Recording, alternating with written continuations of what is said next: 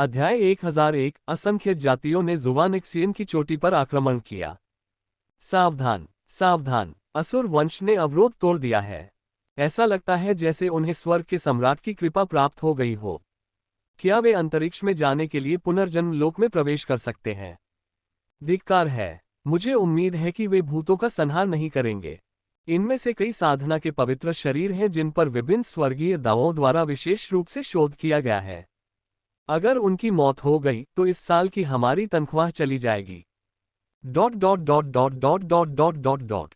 वर्तमान युग के महान सम्राट घबरा गए थे और उन्होंने दूसरे पक्ष को रोकने के लिए प्राचीन युग के प्राणियों को भी प्रकट किया, विशेषकर शूटिंग सन महान सम्राट को, जो अभी अभी मानव लोक में सेवानिवृत्त होकर अपना वंश स्थापित कर चुके थे।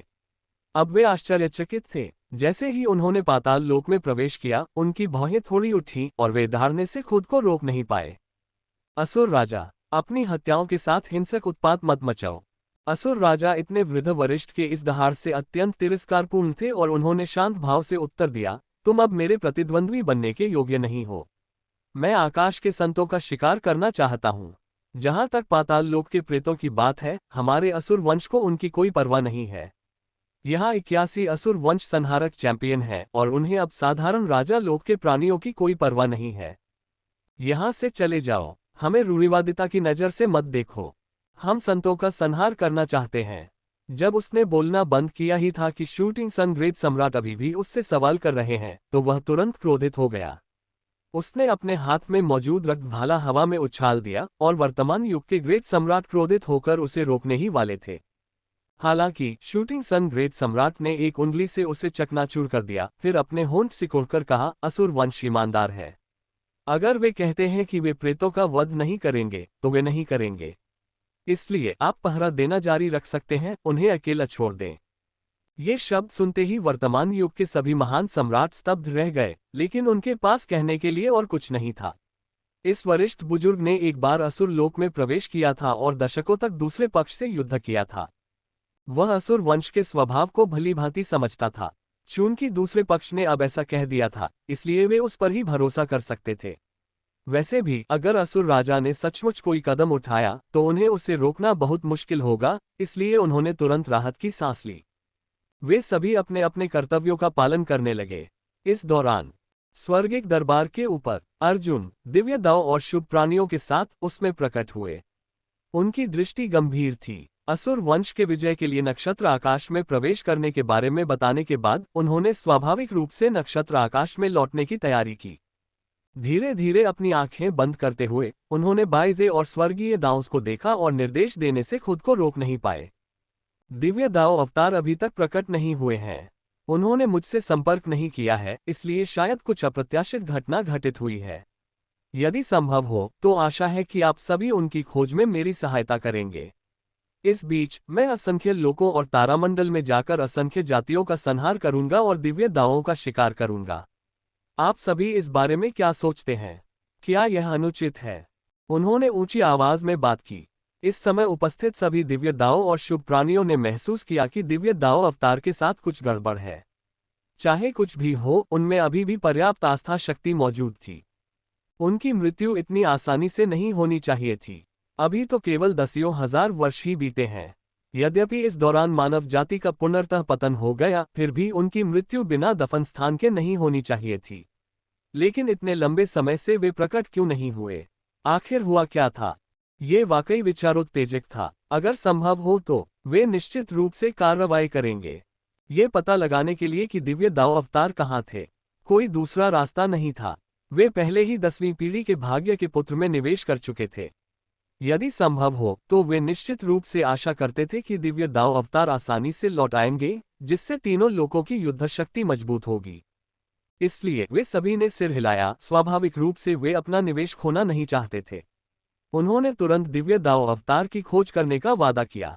हालांकि यह जरूरी नहीं था कि वे उन्हें पा सकें, लेकिन अपनी पूरी कोशिश करना निश्चित रूप से उनकी क्षमता के भीतर था। अर्जुन, निश्चिंत रहो, दिव्य दाव अवतार को कुछ खास नहीं हुआ होगा। अभी तो बस कुछ हजारों साल ही बीते हैं। जब तुम पहली बार गए थे तब वो वांगहो 9 स्वर्गों के राजा बन चुके थे। जीवन काल की सीमाओं के बिना वो अमर और अविनाशी हैं, अनंत रूपांतरणों में सक्षम हैं। उनमें तो एक संत से लड़ने की भी योग्यता है। उनका भाग्य इतना बुरा नहीं होना चाहिए कि विभिन्न संत गुरु उनका पीछा करें। बाइजे ने धीरे से उसे दिलासा दिया। तो असल में कोई बड़ी समस्या नहीं है। मुझे इस बात की चिंता है कि कहीं प्रोफाउंड नेदर गॉड हॉल उसके खिलाफ धर्मयुद्ध न छेड़ दे। आप जानते हैं, मानव जाति के समृद्ध युग का इतिहास पूरी तरह से मिट चुका है। शायद संतों ने पहले से ही कुछ व्यवस्थाएं कर रखी हो और कुछ बातें वर्जित हो, ऐसी बातें जिन्हें वे आने वाली पीढ़ियों को बताना नहीं चाहते। अगर ऐसा सच में है तो मुझे सावधानीपूर्वक जांच करनी होगी, लेकिन वर्तमान स्थिति में यही एकमात्र उपाय है। अगर उसे बचाया जा सकता है तो उसे बचाओ। डिवाइन दाओ अवतार मेरी आत्मा का एक अंश मात्र है जो साकार हुआ है। अगर वह मर जाता है तो मर जाए, मैं उसे फिर से बना सकता हूं, लेकिन इसके लिए आवश्यक आस्था शक्ति बहुत अधिक है और उसका पालन पोषण करना अंततः एक सिरदर्द है। यह आप सभी के लिए सचमुच कठिन है। उसने हल्के से सिर हिलाया, फिर धीरे धीरे उनका शरीर अलौकिक सा हो गया।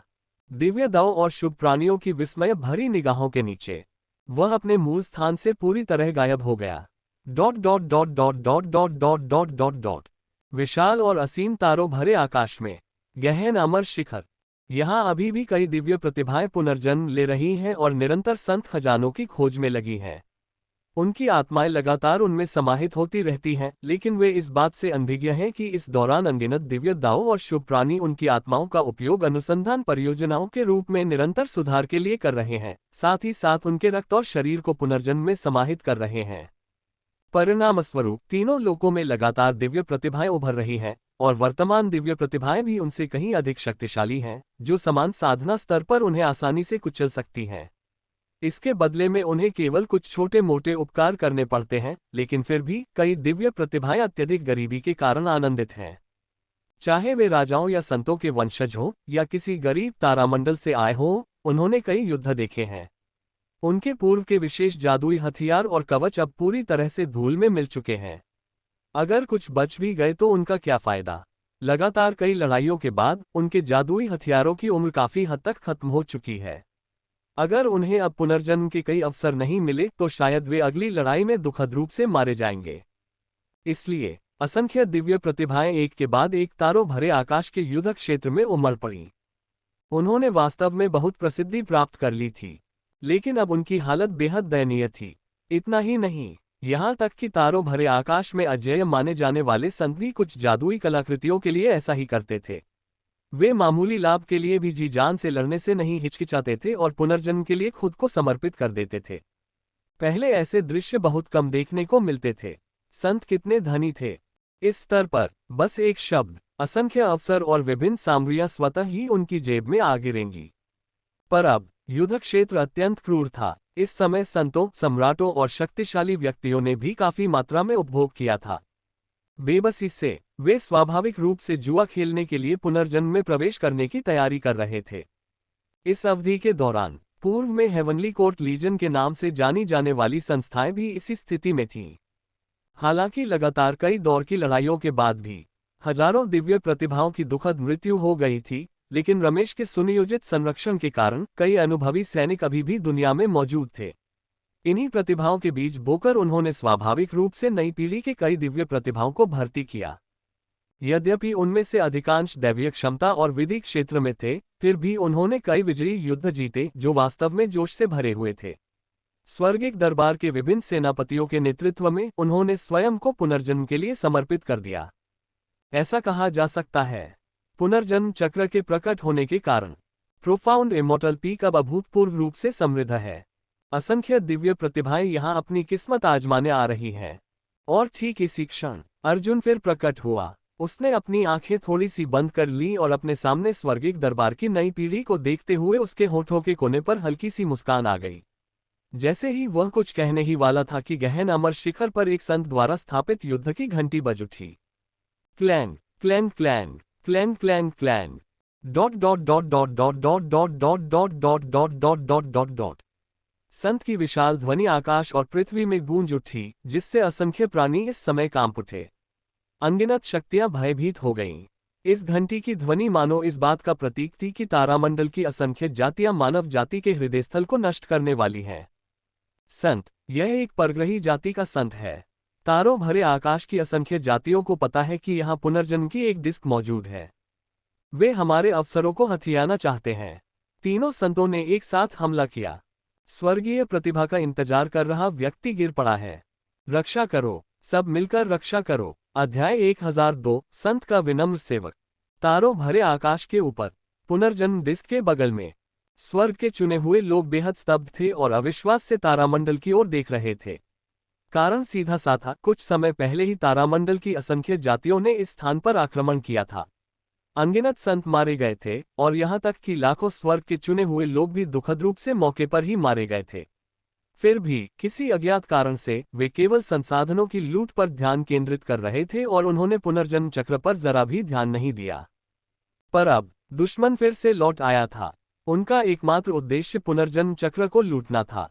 यह मामला सचमुच पेचीदा था। अगर वे इसे लूटना चाहते, जब उन्होंने पहली बार इस जगह पर हमला किया था तब उन्होंने इसे क्यों नहीं लिया? इसके बजाय वे अब लौट आए हैं। ये शब्दों से परे था। ये जानना जरूरी है।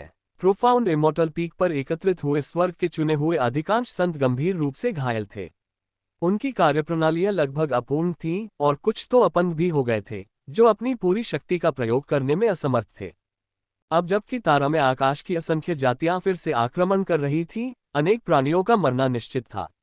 इसी कारण वे क्रोधित हुए और एक अलिखित समझौते के तहत उन्होंने मानव जाति के पिछले भाग को इस मामले की सूचना दी, फिर आगे बढ़े और कोई भी पीछे नहीं हटा।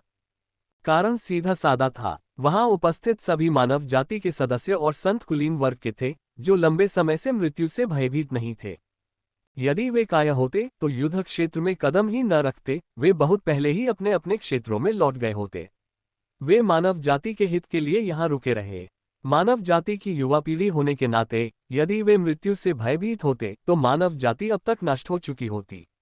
इसलिए अनगिनत स्वर्ग के चुने हुए लोग निडर होकर मृत्यु का सामना कर रहे थे, तारों भरे आकाश की ओर ठंडी निगाहों से देखते हुए अपने प्राणों को जोखिम में डालने के लिए तैयार थे। और ऐसी स्थिति में कई गंभीर रूप से घायल संत भी इसी प्रकार के थे। सौभाग्य से झेनली संत पिता और पुत्र, जिन्होंने अतीत में अराजक ब्लेड सम्राट के समक्ष आत्मसमर्पण कर दिया था, अभी भी यहीं थे। वे अत्यंत शक्तिशाली थे क्योंकि उन्हें दूसरों द्वारा दबा दिया गया था और वे इस स्थान पर युवा पीढ़ी की सेवा कर रहे थे। अब तक उन्होंने कोई कार्रवाई नहीं की थी और न ही उन्हें कोई गंभीर चोट लगी थी। स्वर्ग के कई चुने हुए लोग उन्हें देखकर प्रसन्न हुए।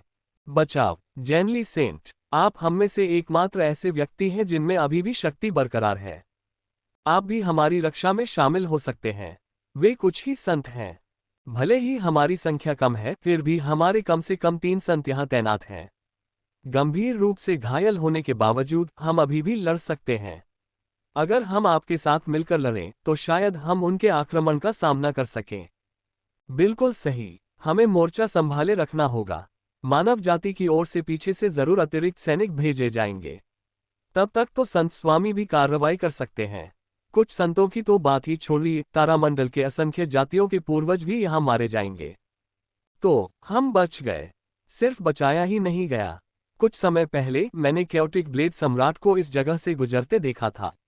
शायद वह अभी भी तारों भरे आकाश में छिपा हुआ है। अगर उसे मौका मिला तो वह आक्रमणकारियों को हरा सकता है और सभी परग्रहियों का बलपूर्वक वध कर सकता है।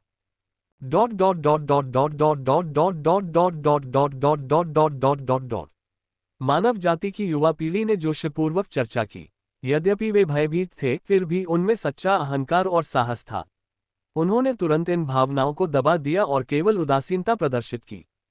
जैसे ही उन्होंने शून्य की ओर देखा, उनकी आभा लगातार उभरने लगी। इस दौरान लोगों को पुनर्जन्म चक्र से लगातार अवसर प्राप्त होते रहे, जिनमें से कई राजा की कलाकृतियां थीं।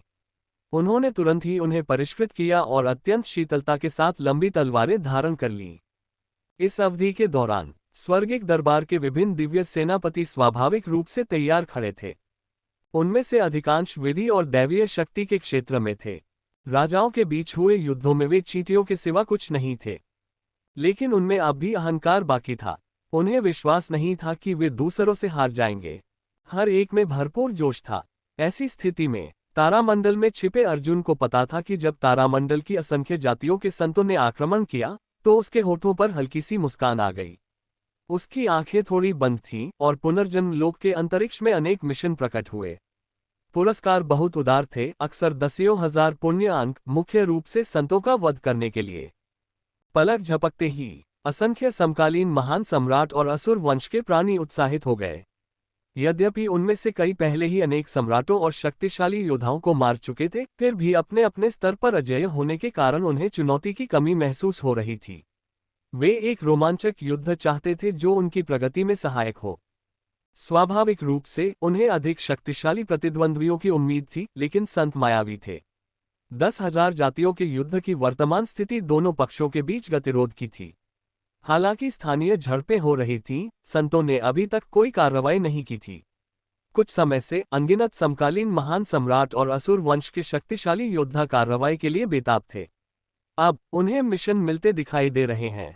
वे सब उन्हें पाने के लिए टूट पड़े। तथापि केवल 10 मिशन थे। प्रत्येक टीम में केवल 5 समकालीन महान सम्राट थे। ऐसा कहा जा सकता है पुनर्जन्म से केवल 50 प्राणियों को ही भेजा जा सकता था। जिन लोगों को कोई मिशन मिल जाता था वे तारामंडल में प्रवेश कर सकते थे। जिन्होंने ऐसा नहीं किया, तब उनके पास सैंस पर हमला करने का कोई मौका नहीं होगा। पलक झपकते ही कुछ लोगों ने खुशी मनाई, जबकि अन्य लोगों ने शोक व्यक्त किया। मिशन हासिल करने में असफल रहे कई असुर बेहद निराश थे। वे सीना पीटते और पैर पटकते हुए रोने की कगार पर थे, यहाँ तक कि पागल होकर अपने साथियों पर तलवारें भी चला रहे थे।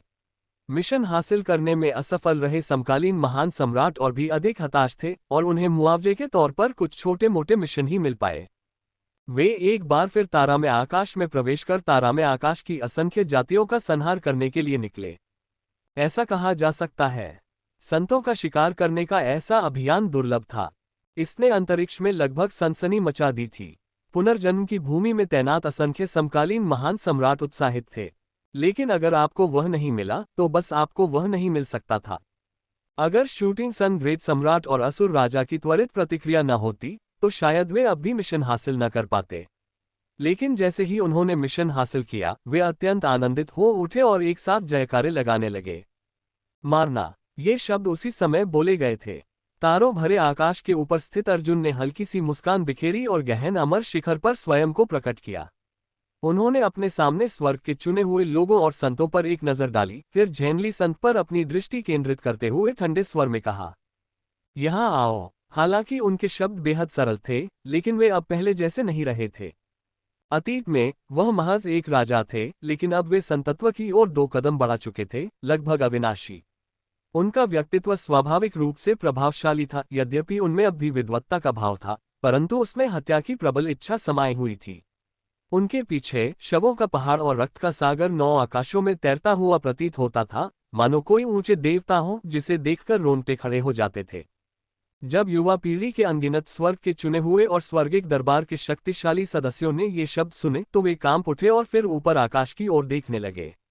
अपने सामने श्वेत वस्त्रधारी युवक को देखकर उनके हृदय थरथरा उठे और वे कुछ बोल नहीं पाए, विशेषकर स्वर्गिक दरबार के कई युवा सदस्य जो उनका आदर करते थे। वे जानते थे कि उनके सामने खड़ा यह अराजक ब्लेड सम्राट ही स्वर्गीय दरबार का निर्माता था। उसकी ताकत अब अपने चरम पर थी। उन्होंने तारामंडल में एक जबरदस्त प्रतिष्ठा स्थापित कर ली थी। उसने तारामंडल के असंख्य जीवों को मार गिराया था। वह संहार का एक दुर्जय देवता था। यह विनम्र व्यक्ति यहाँ है। झेनली संत, जो कभी अभिमानी, अडिग और सभी प्राणियों को नीचा समझने वाले थे, अब कांप उठे। स्पष्ट रूप से उन्हें लगा कि अर्जुन सही नहीं है। यद्यपि उनके सामने खड़े व्यक्ति में अभी भी एक राजा का आभास था, फिर भी उन्हें उससे अत्यंत खतरनाक अनुभूति हुई। वह इस समय ये भी निश्चित रूप से कह सकता था कि यदि उसने उसकी बात नहीं मानी तो अगले ही पल उसकी मौके पर ही मृत्यु हो जाएगी। किसी को नहीं पता था कि उसका गुरु कितना शक्तिशाली हो गया था।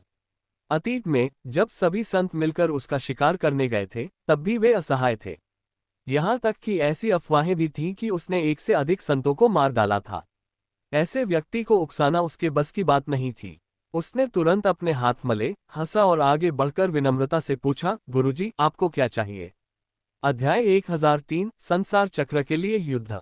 जो समझौता तुमने और मैंने किया था उसे मैं और मेरा बेटा पूरी ईमानदारी से निभा रहे हैं। हम मानव जाति के विभिन्न स्वर्ग चयनितों की सेवा कर रहे हैं, उन्हें पुनर्जन्म चक्र में प्रवेश करने में मदद कर रहे हैं और गहन अमर शिखर के अवसरों का प्रचार कर रहे हैं। मैं लगन और जिम्मेदारी से काम कर रहा हूँ। वह खुद को सही ठहराने की कोशिश करता रहा, इस बात से अनजान कि उसके बगल में बैठी लिली अंदर ही अंदर नाराज थी।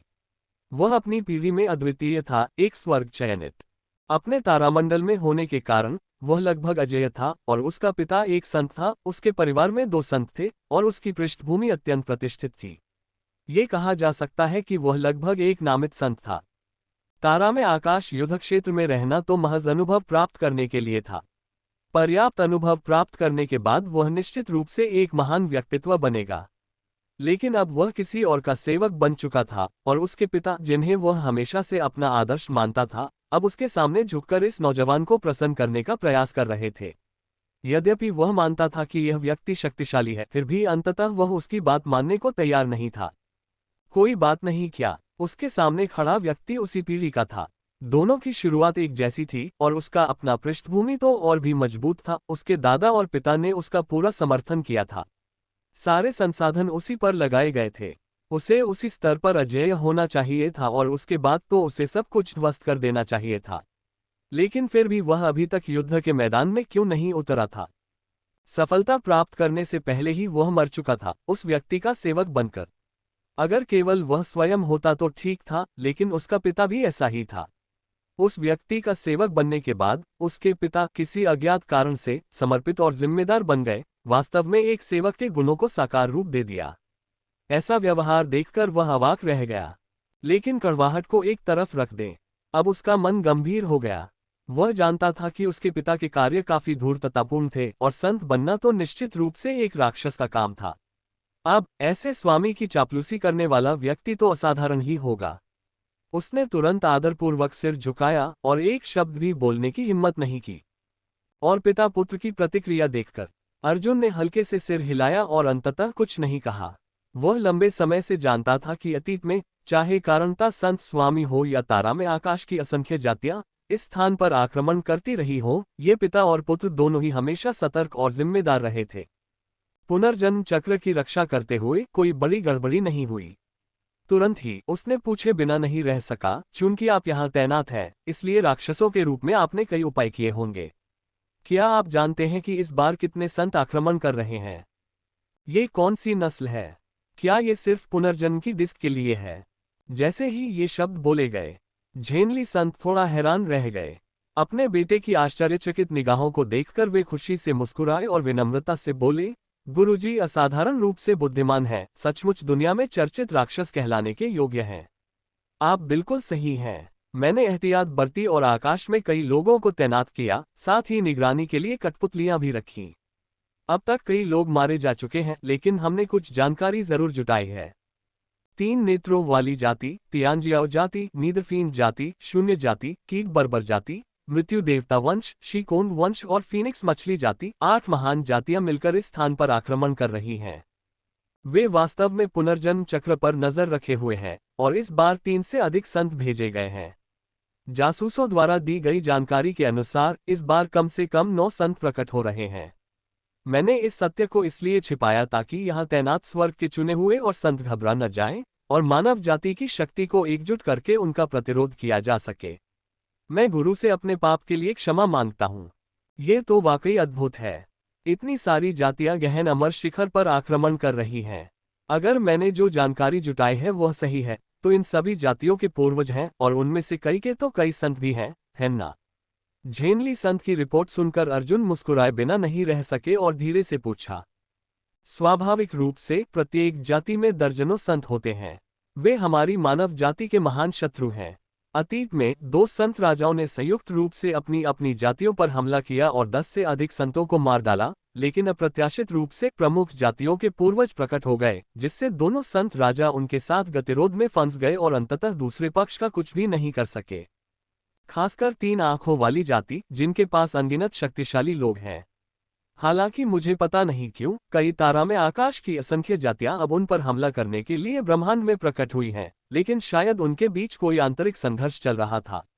उनमें से काफी संख्या में 3 आंखों वाली जाति के सदस्य हैं। वे कहते हैं कि वे स्वर्ग के दरबार के स्वामी के आदेश पर तारा में आकाश की असंख्य जातियों पर हमला कर रहे हैं और मानव जाति के एक हिस्से की रक्षा कर रहे हैं। ऐसा नारा तो सरासर अविश्वसनीय है।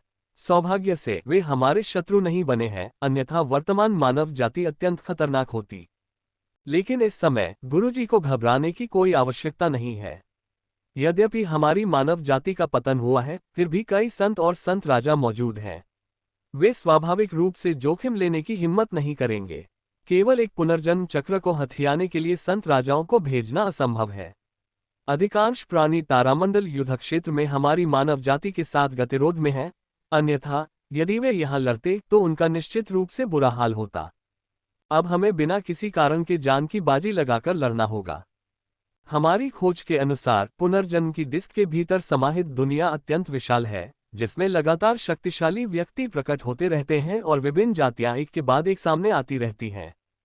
यहाँ तक कि कई अत्यंत शक्तिशाली सत्ताएं भी हैं, कम से कम दर्जनों संत और संभवतः संत राजा भी। हमने इसका अनुभव तो नहीं किया है, लेकिन आत्मा की उस सूक्ष्म प्रतिक्रिया से मिला संदेश वास्तव में सत्य है और इसमें हर प्रकार के अवसर छिपे हैं। हम हार नहीं मान सकते। तारामंडल की असंख्य जातियां नहीं जानती कि यह वस्तु एक खजाना है, लेकिन हम जानते हैं कि यह वस्तु मानव जाति के लिए एक अवसर है। यदि यह प्रकट हो गई तो मानव जाति की नई पीढ़ी निश्चित रूप से निराश हो जाएगी। मुझे उम्मीद है कि मास्टर इस पर ध्यानपूर्वक विचार करेंगे। झेनली संत ने बहुत गंभीरता से कहा। हालांकि वे और उनका पुत्र जिस साधना पद्धति का अभ्यास करते थे वह अत्यंत दुष्टतापूर्ण थी, फिर भी उनका हृदय मानव जाति के साथ था। वे जानते थे कि यद्यपि मानव जाति अब पतन की ओर है, लेकिन शक्तिशाली सत्ताएं अब भी मौजूद थीं।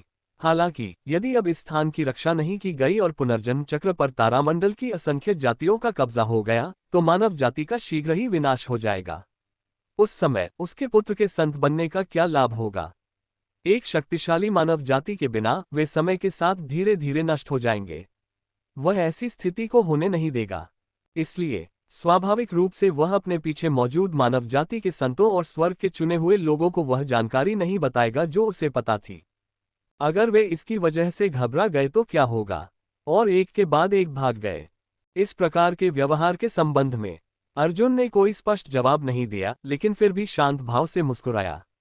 उसे उम्मीद नहीं थी कि विभिन्न दिव्यताओं और शुभ प्राणियों ने आकाश से अनेक प्राणियों को आकर्षित करने के लिए आत्माओं द्वारा दी गई सूचनाओं में काफी बदलाव कर दिया होगा, विशेषकर वर्तमान 3 लोकों में। बाहरी लोगों की दृष्टि में तीनों लोकों को अत्यंत समृद्ध कहा जा सकता है। इसे पहले से ही एक ऐसा स्थान कहा जा सकता है जहां शक्तिशाली व्यक्ति निरंतर प्रकट होते रहते हैं, प्रत्येक स्वर्ग का चुना हुआ। बाहर से पुनर्जन्म लेने वाले शक्तिशाली लोगों की इसमें कोई प्रतिस्पर्धा नहीं थी। इसमें अनगिनत सांसारिक खजाने थे और एक से अधिक संत राजा भी थे। ऐसे शक्तिशाली संसार पर बाहरी प्राणियों की स्वाभाविक रूप से लालसा होगी, जो किसी भी कीमत पर पुनर्जन्म चक्र की रक्षा करने का लालच करेंगे। यह उनकी अपेक्षाओं के अनुरूप था, लेकिन समस्या ये थी, अब अनेक जातियां प्रोफाउंड इमॉर्टल पीक पर आक्रमण कर रही थीं, जिससे वह काफी हैरान हो गया। अब मानव जाति में क्या परिवर्तन आए हैं? तारा में आकाश की असंख्य नस्लें इतनी व्यापक कैसे हो सकती थीं? अतीत में तारा में आकाश की असंख्य जातियां ऐसा करने का साहस नहीं करती थीं। उन 2 संत राजाओं को हल्के में नहीं लिया जा सकता था। यहां तक कि 10,000 जातियों के युद्ध के दौरान अन्य स्थानों पर तैनात संत राजा एक एक करके यहां आ चुके थे। उनका उद्देश्य 10,000 जातियों के युद्ध में भाग लेना था, मानव जाति की रक्षा के लिए। यह उनकी भागीदारी के कारण ही संभव हुआ। कौन जानता है कि तारों भरे आकाश में कितने महाशक्तिशाली व्यक्तित्वों की दुखद मृत्यु हुई होगी। कुछ समय के लिए कई परग्रही नस्लों के शक्तिशाली प्राणी तारों भरे आकाश में कदम रखने की हिम्मत नहीं करते थे, मानव जाति के हृदयस्थल पर आक्रमण करने की हिम्मत नहीं करते थे, और यहाँ तक कि मानव जाति के ग्रहों को नष्ट करने की हिम्मत भी नहीं करते थे। वे अत्यंत शक्तिशाली थे, लेकिन किसी अज्ञात कारण से तारा में आकाश की असंख्य जातियों में अब कहीं अधिक साहस आ गया था और शक्तिशाली योद्धा लगातार उभरते जा रहे थे। उन्होंने मानव जाति के संतों पर एक के बाद एक हमला किया और यहाँ तक कि मानव जाति के हृदयस्थल में भी घुस गए, जहां उन्होंने अंधाधुंध नरसंहार किया और वहां के सांसारिक खजानों को लूट लिया। वे अत्यंत उग्र हो गए थे। अब परग्रही जाति के संतों ने मानव जाति की सेनाओं का सफाया कर दिया था और वे सीधे मानव जाति के पीछे की ओर बढ़ते हुए उन्हें मार रहे थे। और वर्तमान प्रोफाउंड इमॉर्टल पीक भी इसी तरह का था। जब उन्हें पता चला कि यहाँ पुनर्जन्म की एक डिस्क है और उसमें अवसर छिपे हुए थे, उन सभी ने तुरंत इसे जब्त करने के लिए कार्रवाई की। अध्याय 1004 पुनर्जन्म का निम्न नियम। इसके लिए 1 दर्जन से अधिक जातियों ने मिलकर काम किया। कम से कम 7 या 8 संत प्रकट हुए। स्पष्ट रूप से यह एक बहुत बड़ा कार्य है। इसमें कोई संदेह नहीं कि इसका उद्देश्य यहाँ तैनात संतों और प्रतिभाशाली खिलाड़ियों को पूरी तरह से खत्म करना था। अपनाई गई विधियां स्पष्ट और निर्णायक थीं। स्थिति इतनी गंभीर थी कि जब तक यहाँ तैनात झेनली संत को ये खबर मिली, तब तक उनके द्वारा किए गए इंतजामों का लगभग कुछ भी शेष नहीं बचा था। उन्होंने मूल रूप से तारामंडल में दसियों हजार जासूस तैनात किए थे, और अब ये सौभाग्य की बात थी कि 20 से अधिक जासूसों का पता नहीं चल पाया था, जो वास्तव में दुखद था। फिर भी ऐसी स्थिति में वह अब भी हठपूर्वक इस स्थान की रक्षा करता था। पुनर्जन्म की इस चक्रधारा का आकर्षण उसके लिए बहुत महत्वपूर्ण था। ऐसी जादुई कलाकृति के साथ मानव जाति निरंतर शक्तिशाली प्रतिभावान व्यक्तियों का विकास करती रहेगी, और वह इस जादुई वस्तु का उपयोग करके अगले लोक में प्रवेश कर सकता था। इतना ही नहीं, उसका बेटा इसका इस्तेमाल करके संत लोक में भी प्रवेश कर सकता था। 3 संतों वाला एक परिवार पूरे तारामंडल को विस्मित कर सकता है। उनकी अपनी बड़ी बड़ी महत्वाकांक्षाएं थीं, इसलिए उन्हें स्वाभाविक रूप से उम्मीद थी कि उनका वर्तमान स्वामी उनके साथ दृढ़ रुख अपनाएगा। उसके सामने मौजूद ये प्राणी शक्तिशाली था। राजा के राज्य में संतों का दमन करना। उसने 1 लाख वर्षों से अधिक समय से ऐसा अस्तित्व नहीं देखा था। स्वाभाविक रूप से उन्हें उम्मीद थी कि वे दूसरे पक्ष को अपने पक्ष में कर लेंगे। आपको और कुछ कहने की जरूरत नहीं है, मैं स्वाभाविक रूप से इस स्थान की रक्षा करूंगा। यह मत भूलिए कि पुनर्जन्म चक्र मैंने ही यहाँ रखा था। ये वस्तु मेरी जादुई कलाकृति है। अगर मैं इसे नहीं दूंगा तो कोई इसे नहीं ले सकता। अर्जुन ने शून्य में तैरते हुए धीरे से कहा। यह सुनकर झेनली संत पूरी तरह से निश्चिंत हो गए। उन्होंने थोड़ा सिर हिलाया, सम्मानपूर्वक प्रणाम किया और धीरे से कहा, चूंकि ऐसा है तो मैं विलक्षण प्रतिभाओं के एक समूह का नेतृत्व करते हुए गहन अमर शिखर के बाहर एक रक्षात्मक पंक्ति का निर्माण करूंगा, ताकि परग्रही जाति के आक्रमण का प्रतिरोध किया जा सके, जिसे हम अपना छोटा सा योगदान मान सकते हैं। इसकी कोई जरूरत नहीं है, कोई न कोई कार्रवाई करेगा। अर्जुन ने इस सुझाव पर भौहें चढ़ाई और उदासीनता से कहा, विदेशी जाति के खिलाफ रक्षात्मक ढांचा बनाने की कोई आवश्यकता क्यों नहीं है? उनकी ताकत जबरदस्त है और अब वे संख्या में भी बहुत अधिक हैं। यदि हम एकजुट होकर तारामंडल में सभी जीवित प्राणियों का संहार करने के लिए एक विशाल सैन्य टुकड़ी तैयार कर लें, तो सामने मौजूद तारामंडल के असंख्य वंश चाहे कितने भी शक्तिशाली क्यों न हो, अंततः वे लाश बन जाएंगे। गुरुजी, यह एक ऐसा अवसर है जिसे गंवाना नहीं चाहिए। झेनली संत ने बगल से धीरे से सलाह दी। उन्हें नहीं पता था कि अर्जुन क्या सोच रहा है, लेकिन तारामंडल की असंख्य जातियां भयंकर रूप से आगे बढ़ रही थीं, जिनमें कम से कम 7 या 8 परग्रही जाति के संत प्रकट हुए थे, जिनमें से प्रत्येक अत्यंत शक्तिशाली था, लगभग पल भर में सभी प्राणियों को नष्ट करने में सक्षम था। अगर वे अब बिना किसी रोक टोक के इस जगह पर धावा बोल दें, तो कई शक्तिशाली प्राणी मौके पर ही मर जाएंगे। ये जानना जरूरी है कि यहाँ तैनात अधिकांश प्राणी विभिन्न तारामंडलों के शक्तिशाली प्राणी थे, स्वयं विलक्षण प्रतिभा वाले थे, जिन्होंने संघर्ष करके अपना रास्ता बनाया था और असाधारण शक्ति रखते थे। हालांकि वे बुरी तरह घायल थे, लेकिन अगर वे मौके पर ही मर गए, ये निस्संदेह मानव जाति के लिए एक बहुत बड़ा नुकसान होगा। इसके अलावा, यदि शत्रु से निपटने के लिए कोई बड़ी आक्रमणकारी रणनीति नहीं बनाई गई, तो क्या होगा यदि वे जबरदस्ती घुसकर पुनर्जन्म की वस्तु पर कब्जा कर लें? तब मानव जाति उनसे मुकाबला करने में असमर्थ होगी। वर्तमान तारामंडल इतना विशाल है, अधिकांश शक्तिशाली संत और महापुरुष मोर्चे पर या पीछे तैनात हैं, और वे कम समय में यहाँ शामिल नहीं हो सकते। इसी कारण झेनली संत, जो अब तक कुछ हद तक निश्चिंत थे, अब पूरी तरह से भयभीत हैं। उन्होंने ये कुछ शब्द कहे। इसके लिए अर्जुन ने इस पर ध्यान नहीं दिया और तारामंडल को उदासीनता से देखता रहा। ये देखकर झेनली संत को बहुत बुरा लगा, फिर भी उसने प्रश्न करने का साहस नहीं किया। चाहे दूसरा पक्ष कुछ भी कहे, वह अंततः एक ऐसा प्राणी था जिसने राजा स्तर के संतों को पराजित किया था, जिसके पास असाधारण शक्ति और वर्तमान युग में अद्वितीय उपलब्धियां थीं, और जो आज मानव जाति के सबसे शक्तिशाली विलक्षण प्रतिभाओं में से एक था। वह एक ऐसा प्राणी था जो संत लोक में प्रवेश कर सकता था, और इसके अलावा इस व्यक्ति के पास बहुत सारे अवसर थे और वह उसका स्वामी था, इसलिए उसने विरोध करने का साहस नहीं किया। अतः यद्यपि उसका हृदय बेचैन था, उसने अंततः एक घूंट लार ली और दूसरे पक्ष के साथ विशाल और असीम तारामंडल को देखते हुए अत्यंत सतर्क रहा। जैसे ही तारामंडल के असंख्य जीव उनके सामने प्रकट हुए, वह तुरंत कार्रवाई करेगा। और उन्हें उसी क्षण पूरे तारामंडल में खून बहाने पर मजबूर कर दें। ये सिर्फ वही नहीं था, बाकी मानव जाति भी ऐसी ही थी। उनमें संत, विधि के महापुरुष, सम्राट और शक्तिशाली लोग शामिल थे जिनकी आंखें निर्मल थीं। उन्होंने अपनी आत्माओं को पुनर्जन्म चक्र में भेजने की प्रक्रिया रोक दी थी, अपने जादुई हथियारों को थामे युद्ध के लिए तैयार थे। हालांकि वे पहले से ही पूरी तरह घायल थे, फिर भी वे आत्मविश्वास से भरे हुए थे क्योंकि वे 10,000 जातियों के युद्ध को सहकर जीवित बचे थे। उनकी इच्छाशक्ति अविश्वसनीय रूप से दृढ़ थी। वे तारा में आकाश की असंख्य जातियों के प्रति घोर घृणा रखते थे। अब वे सभी शून्य में तैर रहे थे। वे लगातार अवलोकन करते रहे। यकीन से पहले जो सन्नाटा पसरा था, उसमें अचानक एक तीखी आवाज गूंजी। बूम! अनगिनत कानून अस्तित्व में आए। हजारों शक्तिशाली परग्रही जाति के योद्धा संगठित सेनाओं में प्रकट हुए, जो अतीत की बिखरी हुई लूटपाट से बिल्कुल अलग थीं। इसके बजाय कई संत सेनापतियों के रूप में कार्य कर रहे थे, जो उन्हें गहन अमर शिखर पर आक्रमण करने के लिए एक शक्तिशाली आक्रमण का नेतृत्व कर रहे थे। उनके पैरों के नीचे अनगिनत तारे थे, जिनमें लाखों शक्तिशाली मानव जाति के योद्धाओं के शव समाहित थे, वे सभी प्राणी जिन्हें उन्होंने इस स्थान की ओर बढ़ते हुए अनायास ही मार डाला था। मूलतः उन्हें भोजन के रूप में ग्रहण किया जाना था, लेकिन पुनर्जन्म चक्र को लूटने के लिए उन्हें इस स्थान तक पहुंचना आवश्यक था, इसलिए उनके कदम निरंतर आगे बढ़ते रहे। और उनके प्रकट होने के साथ ही आकाश का रंग धुंधला खून जैसा हो गया। टूटे हुए तारे उनके साथ बहते चले गए, और मानव जाति के युद्धपोत अब खाली खोल बन गए थे, जिनका उपयोग भोजन के डिब्बों के रूप में किया जा रहा था। यह एक सचमुच भयावह दृश्य था। इस दृश्य को देखकर असंख्य शक्तिशाली मानव जाति क्रोधित हो उठी। उनकी दृष्टि में, चाहे वह युद्धपोतों के खाली ढांचे हों या बिखरे हुए तारे, सभी में अनगिनत मानव जाति के शव, कटे हुए अंग और टूटी हुई हड्डियां समाहित थीं। उनमें नश्वर प्राणी और शक्तिशाली मानव जाति दोनों ही शामिल थे।